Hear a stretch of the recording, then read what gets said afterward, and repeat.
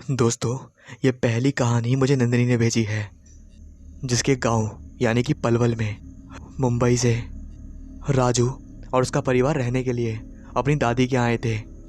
और राजू के पड़ोस में ही नंदिनी रहती थी। और एक रात राजू के साथ कुछ ऐसा घटा जिसे सुन के सबका दिल दहल गया। तो आइए सुनते हैं क्या हुआ था राजू के साथ।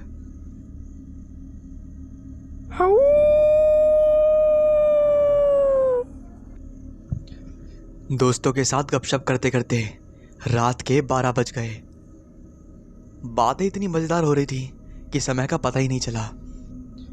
मेरा जिगरी दोस्त अरमान अपनी शादी की सुहागरात के बारे में बता रहा था कि कैसे उसकी पत्नी के सर पे कोई चुड़ैल सवार हो गई थी। फिर काहे की सुहागरात, बेचारे को जान बचाने के लिए ठेली ठेली भागना पड़ा। हालांकि वह गधा अपनी आप बीती किसी फिल्म की तरह सुना रहा था और हम सभी दोस्त हंस पस के लौट हो रहे थे, जैसे कोई मजाकिया फिल्म देख रहे हो। उसने तो पहले केवल इतना ही बताया था कि सुहागरात वाले दिन उसकी पत्नी के सिर पे कोई चुड़ैल सवार हो गई थी, लेकिन कोई भी उसकी बातों पे यकीन नहीं कर रहा था, बल्कि अजीबोगरीब बातें करके उसका मजाक उड़ाने लगे। मैंने तो स्वयं कहा, तेरी बातों में कोई दम नहीं है यार, आज के समय में कहाँ भूत प्रेत होते हैं। मेरे राय पे बाकी लोग मेरा समर्थन दे रहे थे। मेरे दोस्त भी सपोर्ट कर रहे थे कि ये सब बातें बस फिजूल की होती हैं। दरअसल बात ये थी क्योंकि हम मॉडर्न कॉलोनी में रहते थे, हमने कभी ये सब या फिर इनसे जुड़ी कोई भी बातें सुन नहीं रखी थी और हम सभी ने मजाक में ही लेते थे। क्योंकि अगर आपको पता हो तो शहर के बच्चों को हमेशा बताया जाता है कि ये भूत प्रेत सिर्फ अंधविश्वास होते हैं और कुछ नहीं। खैर, हमारी इन सब हंसी वसी से या बातों बातों से अब हमारा दोस्त अरमान नाराज़ हो गया था। उसने कहा, ठीक है, जब तुम लोगों को मेरी बात मजाक लगती है तो फिर मेरा चुप रहना ही अच्छा है, लेकिन एक बात अच्छी तरह से जान लो, वो चुड़ैल बहुत शक्तिशाली है। अरमान ने अपनी बात पूरी की तो वहाँ पर पास खड़ा राहुल बोल पड़ा, अरे यार तू नाराज़ क्यों होता है, तू बता, मैं सुनता हूँ। आखिर सुहागरात वाले दिन हुआ क्या था? राहुल ने तिरछी नज़र से दोस्तों को आंख मारते हुए बात खत्म की ताकि फिर उसकी भूतिया बातों का मजाक उड़ाया जा सके। अरमान खिड़की के पास गुमशुदा खड़ा था। अब वो चुप था, जबकि मेरे दिमाग में चल रहा है कि इसकी बकवास सुनने से अच्छा है कि मैं घर चला जाऊं। रात भी काफ़ी हो गई थी। अगर उठकर जाने लगा तो अरमान फिर से गुस्सा हो जाएगा, इसलिए चुपचाप बैठने में ही भलाई है। अरमान ने अपनी सुहागरात के बारे में बताना शुरू कर दिया। अरमान ने बताया कि जब उसे जबरन कमरे में भेजा गया तो कमरे की लाइट में जगमगाती दुल्हन फूलों से सजे बिस्तर पर पल्लू ओढ़े बैठी थी। आधी रात हो चुकी थी, खिड़की से ठंडी ठंडी हवा आ रही थी। वैसा कुछ आया, शर्माया, दरवाजे की किल्ली लगाया, फिर धीरे धीरे उधर देखते हुए खुली हुई खिड़की को बंद किया। अरमान स्वभाव से थोड़ा शर्मीला था। वह शर्माते हुए दुल्हन के पास गया और उसके पास बिस्तर पर बैठ गया। दुल्हन जो कहा तो बैठी रही, उसने कोई प्रतिक्रिया नहीं दी। अरमान सोच रहा था कि वह बात कैसे शुरू करे और कहे भी तो क्या। इससे पहले उसने कभी दुल्हन नहीं देखी थी, वो भी लिपटे हुए लिबास में, और ना ही कभी बात करा था। उसे तो ये भी नहीं पता कि दुल्हन दिखती कैसी है। माँ के कहने पे उसने बिना देखे लड़की से शादी कर ली थी। उसका मानना है कि जो माँ कहती है वह उसके लिए सबसे अच्छा है। अब वह चोरी वाली नज़र से दुल्हन को नीचे से ऊपर तक देखता रहता है। पल्लू ओढ़े दुल्हन का चेहरा देखने की कोशिश करता है, पर कुछ साफ साफ दिखाई नहीं देता है। फिर अपने आप में ही वो मुस्कुराता है और मन ही मन सोचता है कि जब मैं इतना शर्मा रहा हूँ तो फिर लड़की का क्या, वो तो और ज़्यादा शर्मा रही होगी। फिर वह हिम्मत करके धीरे धीरे संकुचताए हुए दुल्हन का हाथ पकड़ता है। दुल्हन का हाथ छूते ही वह बिस्तर से जमीन पर उतर जाता है, जैसे उसे बिजली का झटका लगा हो। वह हांफने लगता है और मारे डर के घबराया दीवार पर चिपका जाता है। दुल्हन बिस्तर पे बैठी अजीब तरह की आवाज़ें निकाल रही थी।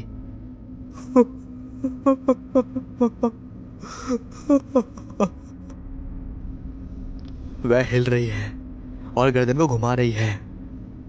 अरमान को कुछ समझ नहीं आ रहा था कि इसे हो क्या रहा है। वह इस स्थिति में क्या करे। ऊपर से वह डरपोक तरह का इंसान है। वह तो भूत प्रेत के नाम से ही डरता है। आज तो हकीकत में अपनी पत्नी के रूप में ही उसका भूत से सामना हो रहा था। तभी दुल्हन के सर से पल्लू गिर जाता है और उसके बाल बिखर जाते हैं। उसकी हूँ की आवाज़ और ज़्यादा बढ़ जाती है। पूरा कमरा गूंजने लगता है। चीज़ें हिलने डुलने लगती हैं और गिरने लगती हैं। दुल्हन की दशा देखकर अरमान की सक्की बक्की बन जाती है। वह उठकर बाहर जाना चाहता है लेकिन खड़ा नहीं हो पाता, जैसे किसी ने उसके पैर को बांध दिया हो। वह चिल्लाना चाहता है लेकिन उसके गले से आवाज़ नहीं फूटती। दुल्हन अब उसके सामने खड़ी थी। उसका चेहरा खूबसूरत था। बड़ी बड़ी आंखें, गोल मटोल चेहरा, लंबे घने बाल, जैसे कोई देवी हो। दुल्हन ठाके मारकर हंसने लगती है। अरमान पसीने से लथपथ उसे हैरानी की निगाहों से देख रहा था। दुल्हन हंसते हंसते फिर अचानक रोने लगती है। अरमान को कुछ समझ नहीं आ रहा। वह तो खुद इतना डरा हुआ है कि रोती हुई पत्नी से भी कुछ पूछ सके यह भी उसमें हिम्मत नहीं थी। तभी रोती हुई दुल्हन उछलने लगती है और जोर जोर से हंसने लगती है, फिर रोने लगती है। अरमान जोरों से चीख पड़ता है और उसके गले की आवाज़ फूट पड़ती है। वह पूरा जी जान लगाकर चिल्लाता है, मम्मी। अरमान की कहानी सुनते सुनते एक दो चिल्ला पड़ता है, आ! अब तुझे भी भूत चढ़ गया क्या? ये तो फेंक रहा है। मैंने उस दोस्त का मजाक में कहा, तुझे मैं बेवकूफ दिखता हूं जो अपनी सुहागरात वाली बात तुम गंदों के साथ साझा करूंगा। अरमान बिगड़ते हुए बोल पड़ा, तो फिर भाभी जी के सर से भूत गया कि नहीं? अब सचिन ने थोड़ा सुसवाते हुए पूछा। एक बाबा को दिखाया था। उसने बताया कि मेरी पत्नी के गांव की कोई चुड़ैल ने उसे जकड़ रखा था। फिलहाल तो बाबा ने झाड़ फूक किया है लेकिन सावधानी बरतने को कहा है। अरमान ने सीरियस होते हुए आगे बताया। बाकी सब तो उसके बातों पे यकीन करते दिख रहे थे सिवाय मेरे। चुड़ैल तो भाग गई ना, अब तो कोई टेंशन ही नहीं है। फिर नीलेश ने पूर्ण विराम लगाते हुए बात पे मिट्टी डालते हुए कहा, ताकि अब और भूतिया बात ना हो सके। टेंशन वाली बात तो है क्योंकि वह चुड़ैल अब अपने ही गांव में भटक रही है। और अरमान बोलते बोलते चुप हो गया, जैसे कुछ छुपाना चाहता हो, कोई राज। और क्या अरमान, तुम चुप क्यों हो गए? फिर कोई कहानी मत मढ़ो।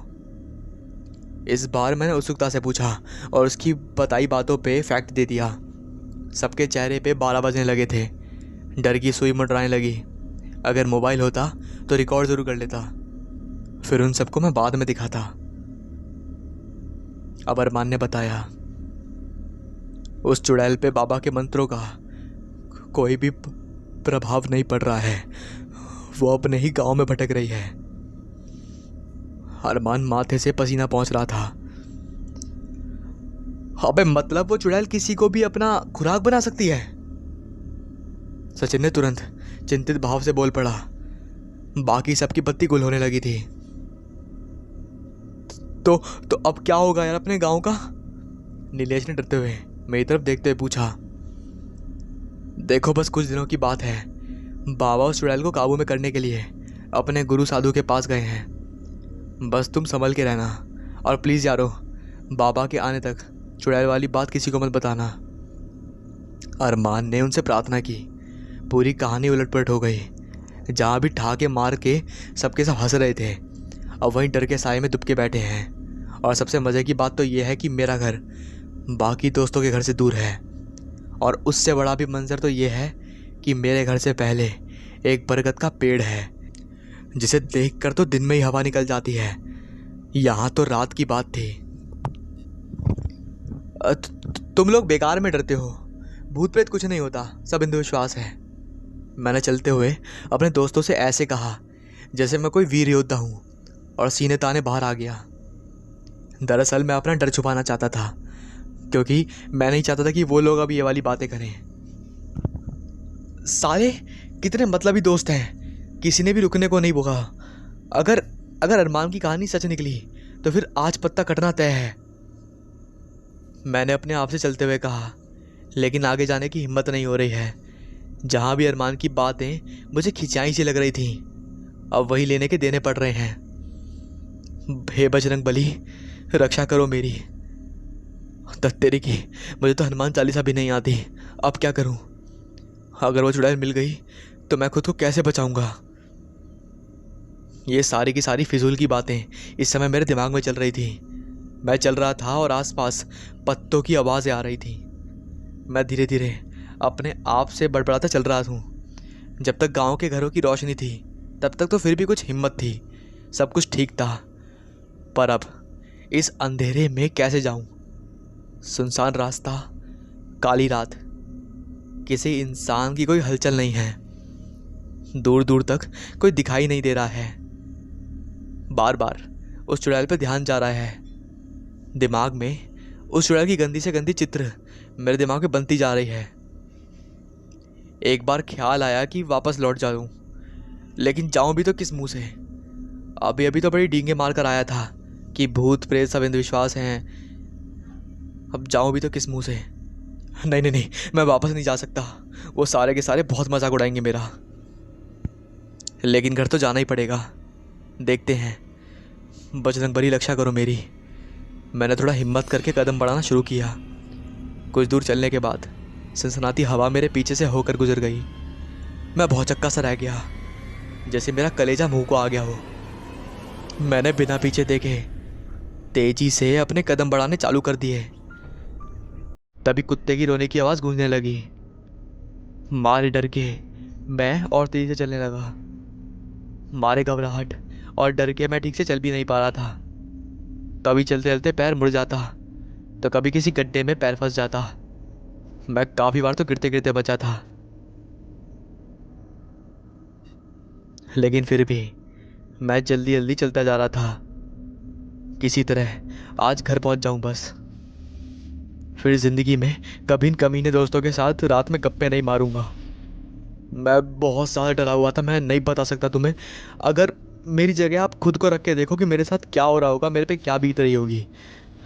चारों तरफ अंधेरा, और ऊपर से जो मैंने आपको कहानी सुनाई वो मेरे मन में चल रही थी, और ऊपर से आपके दोस्त ये बोलते हैं कि वो जो चुड़ैल है वो इस समय गांव में ही है, और ये एकदम सीरियस बात हो। और ऊपर से इतने डरावने मंजर, अगल बगल खेत, घर के बगल में पेड़ बरगद का, और वो भी इतना भयानक कि वहाँ पर कोई दिन में भी निकले तो उसका भी दिल दहल जाए। और मैं तो रात में जा रहा था, क्या हाल होगा मेरा आप खुद सोचो। मैं अब चलते चलते रुक गया। अब मेरे सामने वो बरगद का पेड़ खड़ा था। बचपन से सुनता आ रहा था कि बरगद के पेड़ों पे प्रेतों का निवास होता है, और ऐसे में उस चुड़ैल के लिए इस बरगद के पेड़ से बेहतर कोई दूसरा स्थान क्या हो सकता था। बजरंग बली, इस बरगद के पेड़ से बचा लो बस। तभी अचानक एक हवा का झोंका फिर मेरे पीछे से मुझ में समा गया। मेरे रोम रोम खड़े हो गए। मुझे ऐसा लगा कि किसी ने मेरे पीठ पे कोई भारी बोझ रख दिया हो। मैं अपनी जगह से हिल पे नहीं पा रहा था, चीखता चिल्लाता, लेकिन आवाज़ ही नहीं निकल रही थी। मुझे ऐसा महसूस हो रहा था कि जैसा जैसा किसी ने मुझे नंगा करके ठंडी ठंडी जगह पे छोड़ दिया हो। बहुत ठंडा लग रहा था मेरे को। ऐसा महसूस हो रहा था जैसे मेरे ऊपर किसी ने 80 किलो की बर्फ़ की सिल्ली डाल दी हो। बरगद के पेड़ की शाखाएं हवा में लहरने लगती हैं, पत्ते गिरने लगे थे।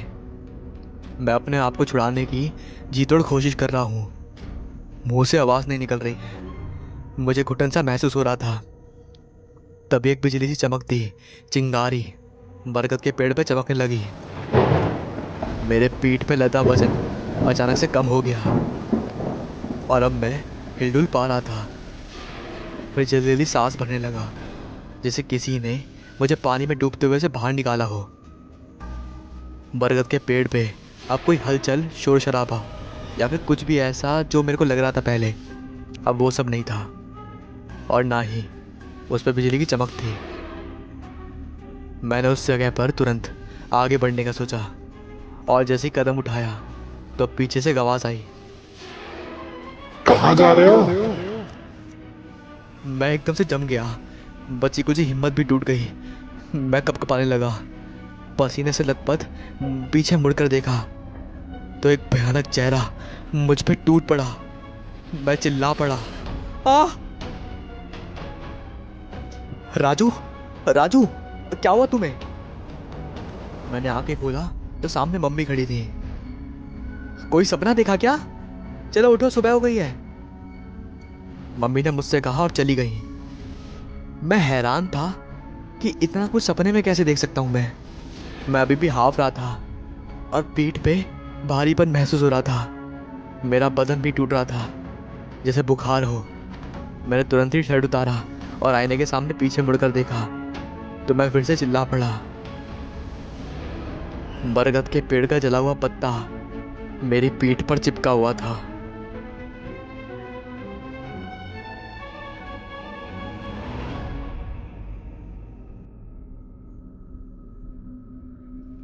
रूहानी, एक खूबसूरत मगर डरी सी लड़की। ना जाने क्यों वो बचपन से हर पूर्णिमा की रात को डरती थी और अजीब हरकतें करती थी। जैसे जैसे उसकी उम्र बढ़ी तो उसे पता चला कि हर पूर्णिमा की रात को एक अजीब धुन उसे सुनाई देती थी घर के पीछे वाले जंगल से। उसके पापा ने अपनी बेटी और बेटे को हरा भरा वातावरण देने शहर से दूर जमीन पर बना बनाया महलनुमा घर खरीदा था। मगर गांव वाले बोलते थे मिस्टर शर्मा से कि आपने गलत लिया है, ये शापित है, यहाँ भूत चुड़ैल वगैरह हैं। मगर वे इन दकियानूसी बातों पर विश्वास नहीं करते थे और वो आ गए अपनी खुश फैमिली को इस घर में लेकर। वहाँ कुछ ठीक नहीं था मगर उन्हें बात पता नहीं थी कि उनकी जिंदगी में क्या क्या मुसीबत आएगी। उन्होंने अपनी बेटी को डॉक्टर को दिखाया तो वह भी समझ नहीं पाए कि आखिर रूहानी को दिक्कत क्या है। इन सब से ध्यान हटाने के लिए रोशन और रूहानी के पापा एक वैकेशन पे उन्हें शिमला ले गए घुमाने के लिए। लेकिन वहां पर भी उसे हर बार की तरह वही अजीब सी धुन सुनाई देने लगी जिसे सुनकर वो अचानक चौंक गई और वो अपने पापा के पास गई। उसके पापा ने पूछा, अरे बेटा क्या हुआ? पापा, वो धुन यहाँ भी कि क्या मुझे लगता था कि वह धुन उस जंगल से आती है या वह भ्रम है। मैं तुम्हें तुम्हारी माँ भाई को यहाँ ले आया मगर यहाँ भी। मम्मी ने कहा, मैं आपको इतनी बार बोल चुकी हूँ कि जिस तरह की धुन रूहानी ने सुनी है ना और जो वो सुना करती है वो मैंने भी सुन रखी है, और वो भी उस दिन जिस दिन रूहानी का जन्म हुआ था। मैं आपसे हमेशा कहते आई हूँ मगर आप नहीं मानते मेरी बात कि कोई साया है हमारी बेटी के ऊपर। पापा ने कहा, अरे बस करो, ये तुम्हारा अंधविश्वास है। मुझे तो आज तक कुछ नहीं हुआ, ना सुनाई दिया और ना ही रोशन को सुनाई दिया। ये पागल जैसी बातें मत किया करो तुम। रोशन ने कहा, okay dad, let it be, आप बहस मत कीजिए, मैं रूहानी के साथ जा रहा हूँ, ओके। रात के करीब 1 बजे रूहानी ने कहा, भाई। रोशन ने कहा, हाँ क्या हुआ? वो धुन मुझे मार देगी। अरे रूहानी, कैसी पागल जैसी बातें कर रही हो तुम। तभी उन दोनों को खिड़की से होटल के बाहर जंगल की तरफ जाते हुए कोई दिखाई दिया। अरे इतनी रात को जंगल कौन जा रहा है? रूहानी ने कहा, जाने दो, तुम सो जाओ। नो वे, तुम्हें धुन सुनाई दी और अब वो व्यक्ति। मुझे लगता है anything is wrong, we have to see, come with me. Roohani ने कहा, ओके चलो। वह दोनों उसका पीछा करते हुए होटल से बाहर गए और जंगल की तरफ उसे फॉलो करने लगे। एंड में वह हैरान रह गए कि उनके घर जैसा सेम घर वहां पर भी था। Everything is same. रोशन ने कहा, हाउ इट्स पॉसिबल। अब रूहानी कहती है, वो घर के अंदर जा रहा है, चलो। वो दोनों उस व्यक्ति को फॉलो करने लगे। उनका कमरा, उनका सामान, kitchen, everything is same. And तभी वो व्यक्ति रूहानी के रूम के बाहर रुका और उसने वह धुन बजानी शुरू कर दी। और तभी रूहानी का सर दर्द के मारे फटने लगा और वो चिल्लाने लगी थी कि रोशन ने उसका मुंह पकड़ लिया। रोशन ने कहा, कौन हो तुम और ये धुन? तुम हमें परेशान क्यों कर रहे हो? बोलो, जवाब देते नहीं बनता क्या? रोशन के बोलने के 5 मिनट बाद जब वो व्यक्ति पलटा तो रोशन के पैरों तले जमीन खिसक गई। उसका चेहरा रोशन से मिलता था, और तो और वो मरा हुआ सा खतरनाक चेहरा था। रूहानी ने कहा, भाई। वो व्यक्ति बोला, रूहानी मेरी बहन है और मैं उसे ले जाऊंगा और मुझे कोई नहीं रोक पाएगा। रोशन ने कहा, तुम भूल रहे हो मैं जिंदा हूं। मेरे होते हुए मेरी बहन को मुझसे कोई नहीं छीन सकता। वो व्यक्ति बोला, किसने कहा ये तुम्हारी बहन है?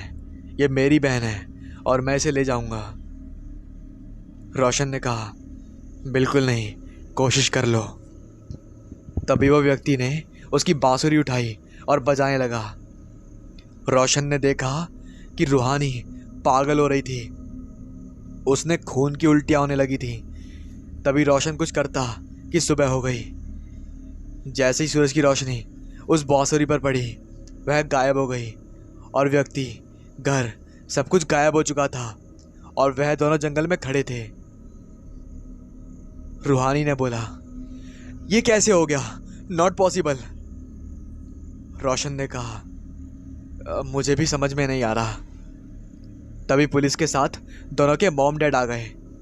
जब रोशन ने सब कुछ बताया, किसी ने भी उसकी बातों का विश्वास नहीं कहा। सब ने उसे उसका भ्रम कहा। एंड उसके पापा बोले, बहुत हो गया, let's go back to home, समझे? मम्मी ने कहा, ओके, आज ही हम घर वापस जाएंगे। रोशन ने कहा, आप लोग मुझ पे यकीन नहीं कर रहे हैं? पूरा परिवार घर वापस आ गया और जिस टाइम को घर पहुंचे करीब रात के 11:30 बज रहे होंगे। मम्मी सोने की तैयारी करने लगी तो रोशन ने रूहानी से कहा, चलो थक गए हैं, अब 12 बजने वाले हैं, छत पर घूम कर आते हैं और ताज़ी हवा लेकर आते हैं। ठीक है भैया, चलो। दोनों छत पर गए। रात 12 बज चुके थे। उन्होंने देखा कि कोई उनके घर की तरफ आ रहा था। ध्यान से पता चला कि ये तो वही है जो शिमला के जंगल में मिला था। ये यहाँ पर? भाई, मुझे बहुत डर लग रहा है। डरो मत, चलो, रूहानी ने कहा। कहाँ पर? रोशन ने कहा, उसके पास। नहीं भैया, वो मुझे मार डालेगा। अच्छा ठीक है, तुम यहीं रुको, मैं होके आता हूँ। भैया नहीं, रोने रहने दो, मेरे कारण आपको कुछ हो गया तो? नहीं भैया। रोशन ने कहा, कुछ नहीं होगा मुझे। जब मुझसे इतना प्यार करने वाली मेरी बहन मेरे पास है तो मुझे क्या डर। तुम यहीं रुको, मैं आता हूँ। भैया ध्यान से। फिर रोशन चला जाता है और उसे वह व्यक्ति दिखाई देता है। वह उसे फॉलो करता है। वह देखता है कि वह व्यक्ति रूहानी के कमरे के पास गया और जहाँ घर ख़त्म होता था उस दीवार के पास जाकर गायब हो गया। रोशन कुछ समझ नहीं पाया। वह डरता नहीं था, मगर आज उसे डर लग रहा था अपनी बहन के लिए। रोशन छत पर आता है। रूहानी, रूहानी। रोशन देखता है कि रूहानी दीवार के ऊपर खड़ी थी। रूहानी ने बोला, अरे भैया, आप आ गए, आइए ना, आप हम छत की दीवार पर साथ चलेंगे। देखते हैं हम कब तक साथ चल पाते हैं। आइए ना। रोशन को अटपटा लग रहा था। अपनी बहन उसे अजीब लग रही थी, मगर रूहानी की जिद के कारण रोशन ने हाँ कर दी और दीवार पर चलते हुए। तो तुम कब तक अपनी बहन को बचा पाओगे? रूहानी के ऐसे सवाल पर रोशन ने कहा, आर यू ओके? रूहानी ने कहा, हाँ, मगर अब तुम ठीक नहीं रह पाओगे। तभी अचानक रूहानी रोशन को नीचे लेकर कूद गई, मगर रोशन का हाथ किसी ने पकड़ लिया और वो रूहानी थी। रूहानी ने कहा, भैया पागल हो गए क्या आप? क्या कर रहे थे दीवार पर? रोशन ने कहा, पहले मुझे ऊपर खींचो। रूहानी ने कोशिश की और रोशन ऊपर आ गया। तू तो थी अभी यहां पर। रूहानी ने कहा, भैया आपको गए हुए देर हो गई थी तो मैं आपको देखने गई थी, फिर वापस आ गई कि शायद आप वापस आ गए होंगे। रोशन ने कहा, चलो यहां से। रोशन दूसरे दिन दीवार के पास गया, मगर उसे कुछ समझ नहीं आया कि कुछ दिखाई दिया था या नहीं, क्या था क्या नहीं। उसे देख के समझ नहीं आ रहा था। रोशन ने देखा कि रूहानी बहुत डरी हुई थी। उसका मूड चेंज करने के लिए रोशन ने सोचा कि उसको मैं भोपाल लेकर चला जाता हूँ, वहाँ उनकी दादी का घर था। रोशन ने कहा, पापा मैं रूहानी को लेकर भोपाल जा रहा हूँ, आई थिंक सो उसे वहाँ पर अच्छा लगेगा। उसके पापा ने कहा, ओके, बट अच्छे से जाना। रोशन ने कहा, ओके पापा। फिर उसकी मम्मी आई। उसकी मम्मी ने बताया, रूहानी बोलो, जल्दी तैयार हो जाओ, जल्दी चले जाना है, रात में सुनसान रास्ता और वह धुन। पापा ने कहा, बस अब बच्चों को डराओ मत, समझे? रूहानी और रोशन भोपाल के लिए निकल पड़े।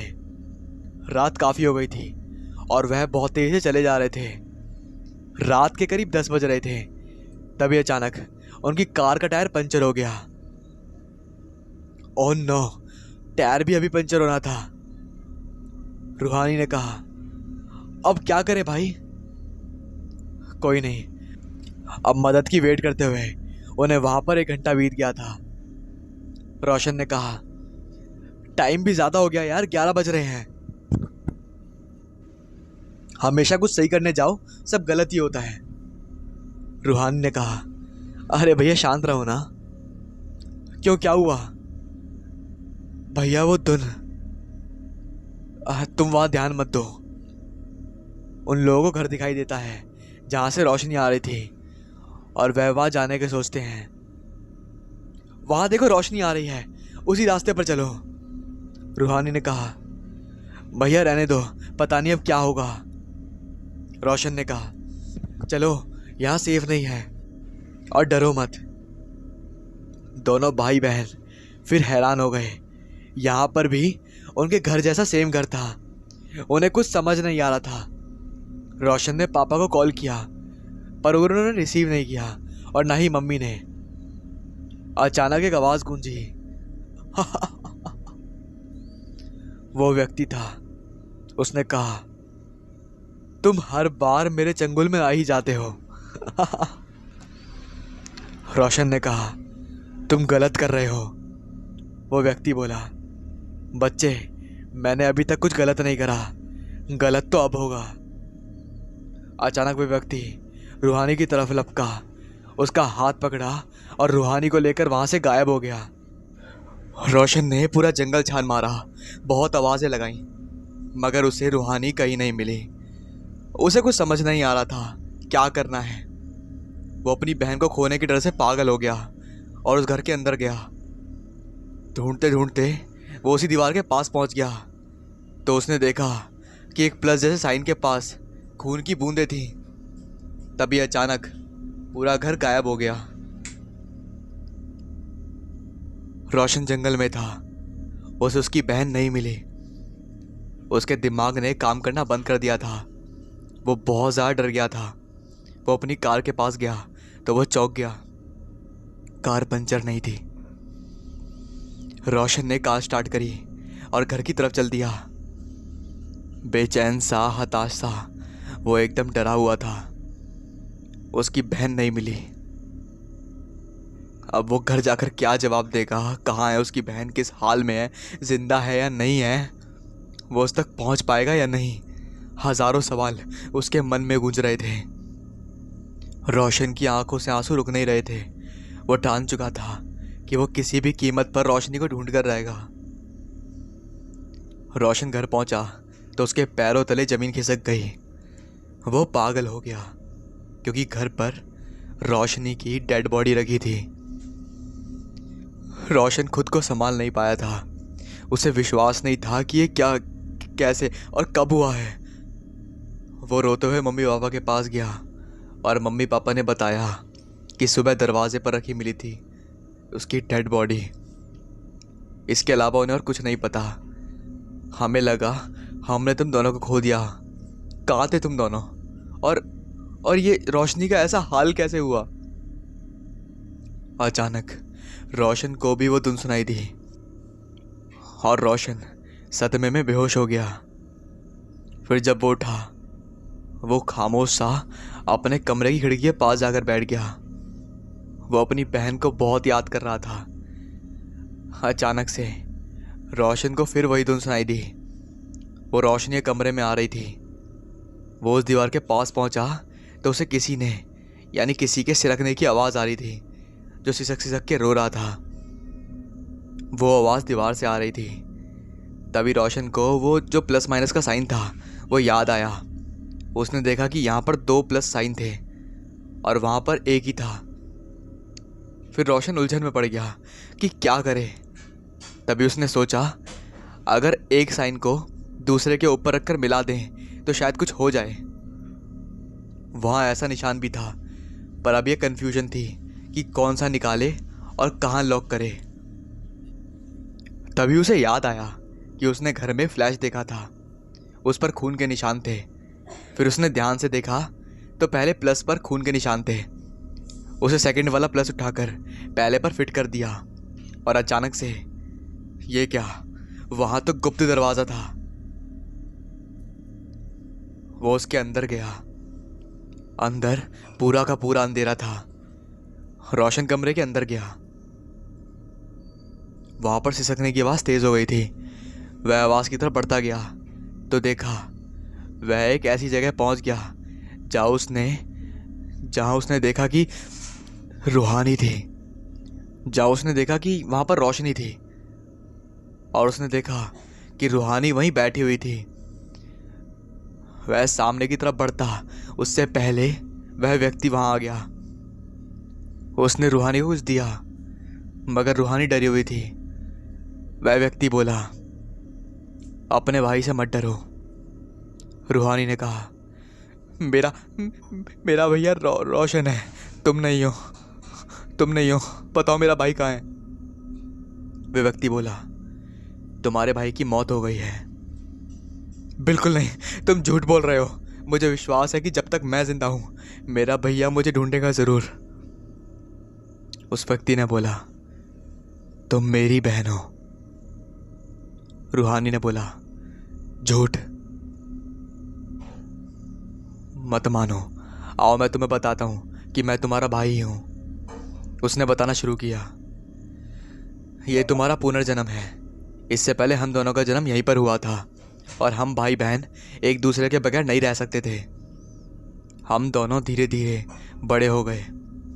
तुम्हारी उम्र करीब 18 साल रही होगी और मेरी 20 साल। मैं घर वालों से छुपकर अघोरी क्रिया की साधना कर रहा था। मैंने 5 बच्चों की बलि दी।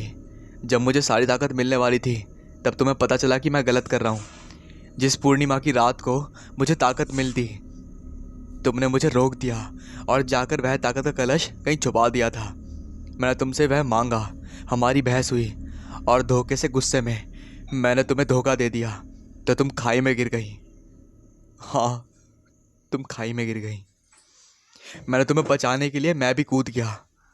मैं तुम्हें बचा लेता मगर तुमने कहा कि भैया अगर मैं जिंदा रहूं तो आप वो कलश मुझसे ले लोगे। मेरे मरने में ही भलाई है। जब आप 5 मासूमों की हत्या कर सकते हो तो आप पता नहीं क्या करोगे।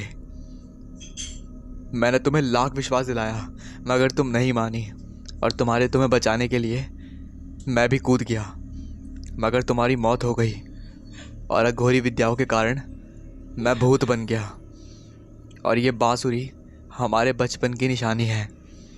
तुमको इतनी पसंद थी मगर अब तो तुम डर के दूर भागती हो। उस व्यक्ति ने जाकर रूहानी के सर पर हाथ रखा। रूहानी को सब याद आ गया। व्यक्ति ने कहा, बताओ वो कलश कहाँ पर है? रूहानी ने कहा, तुम इस जन्म में मुझे अपने हाथों से मार दो मगर मैं कलश कहाँ है वो नहीं बताऊंगी। व्यक्ति ने कहा, हाँ मारूंगा मगर कलश मिलने के बाद। रोशन वहां पर छुपा हुआ था। तब उसे सारी सच्चाई पता चल गई थी। अब वह बाहर आ गया। ना तुम्हें वह कलश मिलेगा, ना तुम मेरी बहन का कुछ कर पाओगे। वो व्यक्ति रोशन को लेकर वहां से गायब हो गया। रोशन वापस घर आया और सारी बात पापा मम्मी को बताई। तो उन्हें फिर लगा कि गांव वालों ने उन्हें यहाँ रहने से रोका था तो शायद वो कोई मदद कर दें। पूरा परिवार गांव की ओर चल दिया। गांव पहुंचकर उन्होंने पूछताछ शुरू की और उन्हें एक ऐसा व्यक्ति मिला जो उनकी मदद कर सकता था। उसका नाम था रवि सिंह। रवि ने सारी की सारी वही कहानी बताई जो उस व्यक्ति ने बताई थी। फिर रवि बोला, वह ठाकुरों का परिवार था और भाई बहन का नाम रंजन ठाकुर और नवीना ठाकुर था। लेकिन उनकी मौत कैसे हुई ये काफ़ी टाइम तक गांव वालों को नहीं पता था और धीरे धीरे उनकी मौत का पता लगा। फिर रवि बोला, साहब गांव में चर्चा थी कि वो लड़का भूत बन गया। उसने अपनी बहन की लाश संभाल कर रखी थी और फिर ऐसा भी है कि उसी लाश के पास राज है उस भूत के अंत का। रवि आगे बोला, साहब और ऐसा भी सुनने में आया है कि उसके भूत के ऊपर कोई बांसुरी है। उसमें उससे जुड़ा हर राज पता चल जाएगा। रोशन ने बताया, अच्छा अगर हमें रूहानी को वापस लाना है तो वो बांसुरी को पाना है ना? बेटा मैं भी तुम्हारे साथ चलूँगा। ठीक है, तू हमें ये सोचना होगा कि कैसे। अरे याद आया, पापा रूहानी की डेड बॉडी आई थी। शायद वो रूहानी की होगी। रूहानी की नहीं, मतलब वो उसकी होगी, रवीना की। और शायद हाँ, उससे पता चलेगा कि उसका भूत कहाँ पर है, वो बांसुरी कैसे मिलेगी। पापा वो लाश के पास चलो जल्दी। सबके सब उस लाश के पास गए मगर सबको डरावना अनुभव हो रहा था। कभी रूहानी दिखती, कभी मरी हुई तो कभी जिंदा, कभी रोती तो कभी सिसकती पा रही थी। मगर सब वहाँ बहुत डर गए थे। वह लोग कब्रिस्तान पहुँचे और जल्दी से लाश निकाली। उस लाश के साथ बांसुरी थी। उसमें से अचानक ढेर सारे पन्ने निकल कर गिर पड़े। रोशन ने कहा, यह कैसे हो सकता है? रवि ने बताया, हो सकता है मगर तुम पढ़ो क्या है इनमें। रोशन ने कहा, जी 3 का था 7, छूट गया तीनों का हाथ, मिले तीनों का साथ तो खुल जाए तीनों के मौत का राज। इसका मतलब क्या है? रोशन को वह बिल्कुल समझ में नहीं आया था। रोशन तुम ये सब संभाल कर रखो अपने पास। रोशन ने कहा, हमें घर चलकर गुप्त दरवाजे में जाना चाहिए, हो सकता है वहां कुछ मिले। रवि ने बोला, चलो। रोशन ने कहा, पापा मम्मी आप लोग गांव चले जाइए और अकेले मत रहिए। आपका बेटा आपसे वादा करता है कि रूहानी को सही सलामत वापस लेकर आएगा। उसके पिता और माता ने कहा, बेटा अपना अच्छे से ध्यान रखना। रवि ने कहा, हमें वक्त नहीं गंवाना चाहिए, जल्दी चलो। वह दोनों घर के लिए निकल गए। जब वह घर पहुंचे, वह गुप्त दरवाजे के अंदर गए। वहां पर उन्हें बहुत अजीब लग रहा था। फिर भी व्यक्ति वहां से बाहर चला गया। रोशन ने दूसरी कोशिश की तो उसने बांसुरी को उठा लिया। उसे बांसुरी मिल गई। रवि ने कहा, हमें जल्दी यहाँ से निकलना चाहिए। रोशन ने कहा, जी चलिए। जब रोशन ने उस बांसुरी को देखा तो उसमें से भी ढेर सारे पन्ने निकल कर गिर पड़े। रवि ने कहा, पढ़ो जल्दी से। फिर रोशन ने उसे पढ़ना चालू करा। एक मिली, दूसरी मिली, मगर ना मिला तीनों का हाथ, मिले तीनों का साथ तो खुल जाए मौत का राज। रवि कहता है, इसका मतलब तीसरी बांसुरी भी है, पर वो कहाँ है? हम उसे कैसे ढूंढे?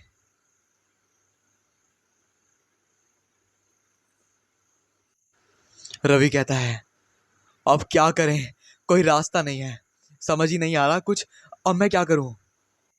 रोशन बेटा, मेरी बेटी एक विद्या जानती है, शायद उससे हम कुछ पता कर सकें। रोशन ने कहा, कहाँ है वो, जल्दी चलिए। रवि और रोशन गांव वापस लौटकर रवि के घर आ जाते हैं तो उसे वहां उसकी बेटी मिलती है। रोशन एक बार उसे देखता रह जाता है और वह लड़की उसे पसंद आ जाती है। और रवि की लड़की ईशा के मन में भी यही था। उन दोनों को पहली नज़र में प्यार हो गया था। जब रवि ने ईशा को सब बताया तो वह बोली, आप बांसुरी और पन्ने मुझे दीजिए। रोशन ने दे दिए। फिर ईशा ने उन पन्नों को ध्यान से देखा और पढ़ा। मुझे लगता है कि प्रेत, रवीना और कोई तीसरा भी इस कहानी में। एक मिली दो मिली से तो यही लग रहा था कि शायद तीसरा भी कोई है और उसके पास भी कोई बांसुरी है। वट, ये नहीं हो सकता यार, हमें तो आज तक दो के सिवा किसी के बारे में पता ही नहीं था। अब क्या करें? चिंता मत करो, मेरे पास एक विद्या है, उससे तुम्हें पता लगा सकते हो कि वो तीसरा कौन है। इसके लिए तुम्हें भूतकाल में जाना होगा। ओके, मैं अपनी बहन के लिए कुछ भी कर सकता हूँ। ईशा मुस्कुराती है। ईशा रोशन को पुराने समय में पहुंचाती है। उसके पास एक विद्या होती है जिससे कि वो पुराने समय में जा तो सकता है बट वो किसी को दिखेगा नहीं, और वो होगा पुराने समय में, वो उसकी घटनाओं को देख सकता है, बस उसमें कुछ छेड़छाड़ नहीं कर सकता। रोशन को पता चलता है कि प्रेत की माँ भी प्रेत की मदद कर रही थी और उसने आत्महत्या कर ली थी इस डर से कि अगर गांव वालों को पता चलेगा तो वो उसे भी मार डालेंगे। और प्रेत की माँ की लाश उस महल के नीचे है। उस जगह के बारे में प्रेत को नहीं पता। रोशन वापस वर्तमान में आता है और कहता है, चलो जल्दी, हमें महल जाना होगा। रवि कहता है, इतनी रात में? हाँ। इतने में ईशा कहती है, मैं भी आपके साथ चलूंगी।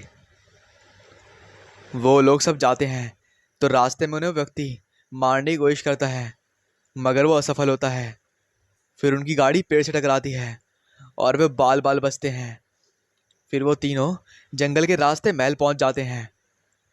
फिर वे प्रेत की माँ की लाश निकालने की कोशिश करते हैं और वो लाश लेकर गांव लौट जाते हैं। ईशा कहती है, थैंक टू गॉड, हम बाल बाल बच गए। अब जो करना है जल्दी जल्दी करो। उस लाश के पास से तीसरी बांसुरी मिलती है और उसमें से भी ढेर सारे पन्ने मिलते हैं। रोशन कहता है, इसमें भी कुछ लिखा है। क्या? मिल गया हम तीनों का हाथ, है हम सब अब साथ, अब खत्म होने को है ये राज की रात, मौत का राज। ईशा कहती है, इसका क्या मतलब है? तीनों का था साथ, छूट गया तीनों का हाथ, मिले तीनों का साथ तो खुल जाए मौत का राज। एक मिली, दूसरी मिली, तीसरी मिली, मगर ना मिला तीनों का साथ, मिले तीनों का साथ तो खुल जाए मौत का राज। लो, मिल गया हम तीनों का हाथ, है हम अब साथ, अब खत्म होने को है ये राज की रात, मौत का राज। जब रोशन ने तीनों का मिलाकर साथ पढ़ा तो तीनों में से निकले पन्ने एक हो गए और उनमें लिखा था, अगर इन तीनों का दाह संस्कार साथ कर दें तो तीनों को मुक्ति मिल जाएगी, क्योंकि प्रेत इनसे प्यार करता था। अगर तीनों साथ जाएंगे तो प्रेत मुक्त हो जाएगा। रोशन कहता है, राज तो पता चला अब, लेकिन रूहानी, रवि कहता है, हमें लगता है रूहानी उस दीवार के अंदर है जहां वो व्यक्ति दिखा था। रोशन कहता है, अब हमें उसे लाना होगा। आप दोनों ने मेरी बहुत मदद की, मगर अब मैं आप दोनों की ज़िंदगी खतरे में नहीं डाल सकता। रवि कहता है, नहीं, अब हम भी तुम्हारे साथ हैं। हमारे परिवार ने मुझ पर भरोसा किया है, मैं तुम्हें अकेला नहीं छोड़ूंगा। ठीक है, आप चलिए। रवि कहता है, बिल्कुल। ईशा कहती है, और मेरा क्या, तुम भी चलो। रोशन, ईशा मुस्कुराते हैं। वो सब लोग घर जाते हैं और गुप्त दीवार से रूहानी को ढूंढ कर लाते हैं। रूहानी, रूहानी, रोशन चिल्लाता है, लेकिन उसकी आवाज़ ज़्यादा निकल नहीं रही थी। रवि कहता है, हमें हमें शायद से रवीना और उसकी माँ की लाश मिली, और अब बस उस प्रेत की लाश बाकी है। तभी रूहानी कहती है, उसकी लाश खाई में है। रोशन कहता है, हमें उसे लाना होगा। फिर वो एकदम से अपनी बहन की तरफ देखता है और उससे बोलता है, रूहानी, तू यहाँ। उसकी बहन भी उसके रोते हुए गले लग जाती है और दोनों एक दूसरे से मिलके बहुत खुश होते हैं। अब वो चारों मिलके खाई के पास पहुंचते हैं। रोशन कहता है, एक काम करता हूँ, मैं नीचे जाकर लाश लाता हूँ। रोशन नीचे जाता है, मगर नीचे तो प्रेत अपनी लाश के पास रहता है। फिर रोशन वापस ऊपर आता है। फिर वो बोलता है, अब क्या करें। रूहानी बोलती है, भैया, वो मुझे कुछ नहीं करेगा, मैं उसे कलश के बहाने बात में उलझाती हूँ। आप उसकी लाश और रवीना और उसकी माँ की लाश लेकर यहाँ से चले जाओ और अंतिम संस्कार कर देना। रोशन कहता है, इसके सिवा हमारे पास कोई रास्ता भी नहीं है। रवि कहता है, भगवान पर भरोसा रखो बेटा। वो सब चले जाते हैं। रूहानी कहती है, मुझे बचाने मेरा भाई नहीं आया, और मैं समझ गई तुम ही मेरे भाई हो, और मैं चाहती हूँ कि तुम उस कलश को पाकर मेरे भाई से बदला लेने में मेरी मदद करो। उन्होंने मेरे साथ धोखा किया है। बोलो ना भैया, करोगे ना मेरी मदद। प्रेत कहता है, ठीक है, बताओ कलश कहाँ है। प्रेत कलश के बारे में पूछता है। रूहानी कहती है, वो कलश। प्रेत चीखते हुए कहता है, कहाँ है। रूहानी कहती है, वो उस गुप्त दीवार के अंदर है। रूहानी बहुत डर गई थी। प्रेत कहता है, चलो जल्दी। रूहानी कहती है, ठीक है।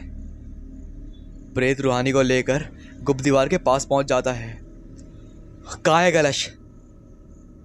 मुझे ठीक से याद नहीं, वो यहीं कहीं अंदर है। जब प्रेत कलश लेने अंदर जाता है, रूहानी दरवाज़ा बंद करके भाग जाती है, मगर वो जैसे ही घर से निकलती है, प्रेत उसके सामने खड़ा मिलता है। तुम मुझे धोखा दे गई। प्रेत बहुत गुस्से में आ जाता है। वो आसमान की तरफ हाथ करके बोलता है, जब भी मैं अपनी मंजिल पर पहुंचता हूं, मगर सफल नहीं हो पाता, मगर अब मैं होऊंगा नहीं। अब मैं तुम्हें मारकर तुम्हारी जान ले लूंगा।